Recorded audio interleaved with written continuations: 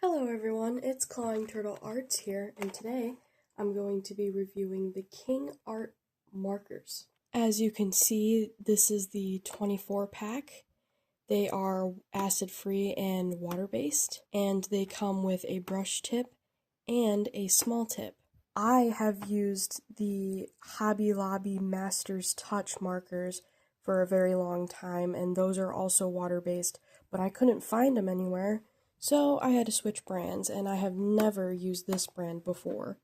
There is Lemon, Red Brick, Dark Purple, Hunter Green, Peach, Saddle Brown, Deep Blue, Dark Green, Orange, Pink, Peacock Blue, Olive Green, Orange Yellow, Plum, Light Blue, Brown, Red Orange, Light Purple, Bright Green, Cool Gray, Red, Purple, Light Green, and last but not least, black.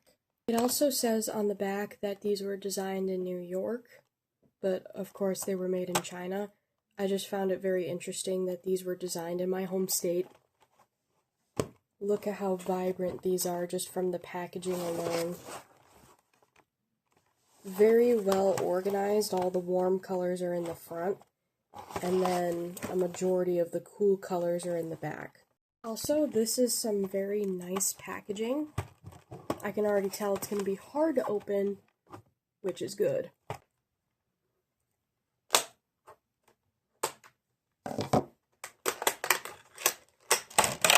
So they have like their own little packaging as well.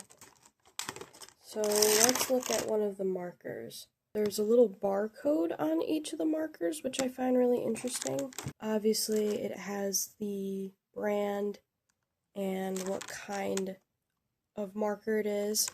You can see right here, and then it has the number and color label. So now we will have to test these out on some pretty good quality sketchbook paper. Here is the scrap paper that I got from my sketchbook. As you can see, it's somewhat thick.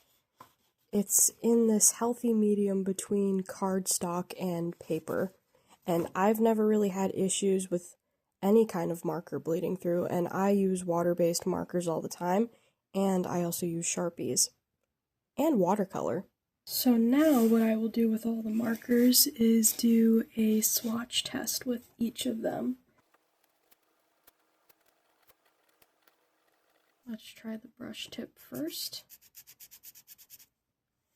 I can already tell based on the formula that these are very similar to Masters Touch. Ooh, their fine tip is a bit different. It's a bit larger, but also maybe there's a potential problem for the ink coming through. I do like how sturdy the brush tip is, and the color application from the brush tip is very smooth. Let's see what the smaller tip does for this one. Okay, this is a bit more smoother, so maybe it was just exclusive to this marker in particular. And then I will continue swatch testing from here and show you guys the end results and tell you what I think of the markers overall. Here is the completed sheet.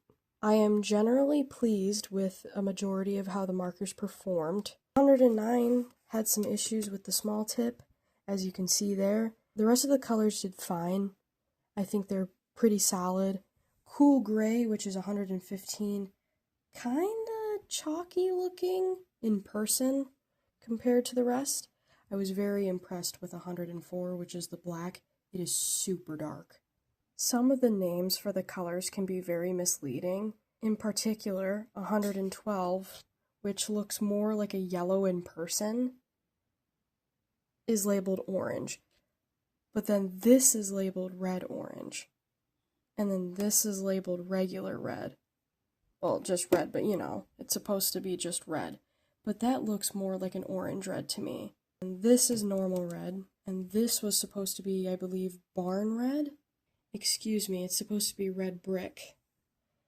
And at first, it did look like red brick when it was going on the paper, but then it kind of dried to like this hot pink color. I used my trusty Pilot G207 pens, which I actually use to outline after I sketch drawings too. Now we are going to see how these markers interact with different kinds of art supplies. So first, I'm just going to kind of scribble on some of this pen close together and then far apart like this. I love the Pilot G207 pens. They go on super smooth. They also do dry relatively quickly. Oh, and I forgot to mention, none of these markers bled through. I am very pleased. So now we will be testing one of the markers with this ink. I've let it dry, so let's see what it does. Okay, there's a little bit of runoff. Now further apart. Not as much runoff, but something to keep in mind. And then this is what the marker looks like after. So the marker does clean up relatively quickly, which is good. However, I do remember the Master's Touch markers not interfering with the ink, and yes, they were water-based. Now let's see how these markers will interact with Sharpie, which is another marker I do use for outlining. So first we have Sharpie close together, and then Sharpie further apart like this. So first let's test out the close together Sharpie. Oh wow, not really any runoff and not much of a reaction, which seems promising. And now further apart. Okay, surprisingly better than the pen. It was the opposite with the Master's Touch markers. They would usually cause a reaction with the Sharpie. This is the marker after the Sharpie. Now let's see how it interacts with water. And this is without watercolor.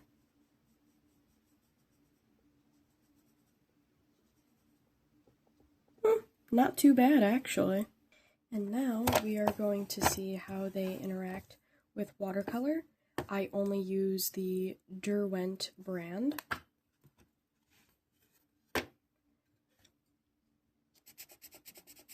I'm going to use a completely different color just so you can see the difference clearly.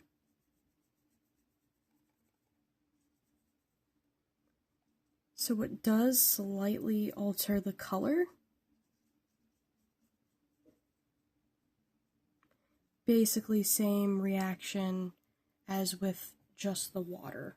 And finally, the last test, which black marker is darker, Sharpie or King Art? Here is the King Art marker in action, and here is the Sharpie in action. As I can see, the Sharpie is slightly darker, but honestly, the difference is super minimal. I am actually very impressed with the King Art marker because unlike the Master's Touch marker, the black marker is actually black and it's not just a dark shade of gray. So I appreciate King Art for doing that. Also, there is more positives to their markers than cons. The only thing I have is I don't like how 109 turned out, and I don't like how some of the colors are labeled. A lot of the interactions were predictable. I wasn't expecting the conflict between the markers and the pen. I'm glad that I did the swatch testing beforehand. I will proudly give the King Art Twin Tip water-based markers a 4.8 out of 5.